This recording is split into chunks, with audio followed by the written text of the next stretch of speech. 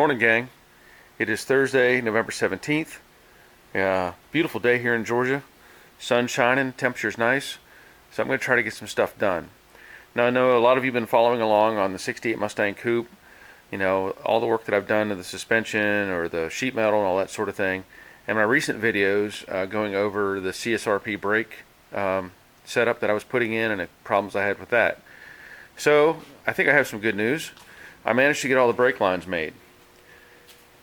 You can see here, there they are, and you can see the rear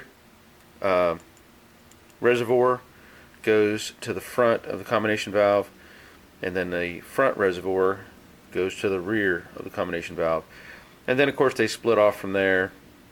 This one goes to the right front of the car for the disc brakes, and this one goes to the left front, and then of course the this one here goes to the back. Now when I bought all this stuff, I had hopes that everything would just fit together nice and I wouldn't have any problems. Now I knew that when I ordered the hard lines, which I think were from Classic Tube, I knew that they were going to be set up for the original style of brake system, and I thought maybe I could just make some adapters and that sort of thing. Well, it didn't work out that well, and part of the problem was I was mixing things together, from the CSRP setup to the combination valve to what would have been the original style lines. Just wasn't working. So what I ended up doing, the only line that I actually used from that Classic tube was the right side line that goes to the right front wheel.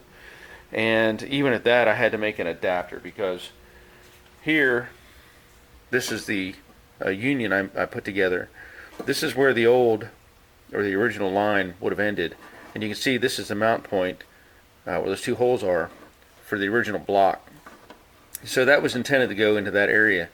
And obviously I needed to come up here and get to this combination valve. So all I did here was put in the union and make this line. I actually ended up making all these lines, even the one that goes all the way to the rear. Now I had bought the line in hopes that I could make things work, but what I ran into, and here's what's left of it after I was done mutilating it, was the metal, which is good. The metal was really thick. The problem with that is if you try to make a double flare, it ain't gonna work. The flare tool just could not, at least the one I had, could not bend this stuff enough. And I got frustrated and I cut off the fittings, and that's the end of that. So what I did is I went to O'Reilly's. I picked up 25 feet of brake line, and maybe you can see there it's a little bit smaller diameter, and it worked perfect. I was able to make all my fittings, double flare, make everything fit the way I wanted. But one other thing I wanted to show you was this tool that I bought from Harbor Freight. Now this is I don't know, it was like $12, $11, and it's just basically a tubing or brake line bending tool. And you can see it's got decent radius inside of there. And basically, like here on the end of that line, that's one of the bends I made with that tool.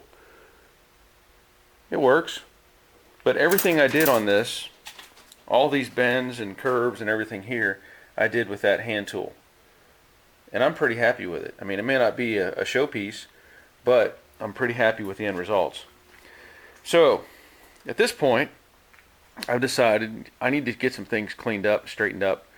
And what I'm going to do is I'm going to install the engine and transmission. I need to get them out of the way. And at this point, I don't gain anything by doing other things around them. So the plan is a couple things. Obviously clean up frame mounts and stuff like that. I've got to remount that, which is the parking brake cable, and I need to get it remounted to the frame or the floor support where it would have been originally. And other than that, I think that's all I really need to do. Now the engine, which was rebuilt a couple years ago actually, has been sitting here waiting. I think I showed this before. There's the engine. And then the transmission, if you look past the side for the 68 Camaro, is actually over there. Right there's the bell. So I need to get all this stuff pulled up, cleaned up, and try to get things assembled. Because it just doesn't, I don't know, it doesn't make any sense to not set the engine and tranny in place at this point. So that's the plan. And hopefully I can get all that together and I'll show you what that looks like.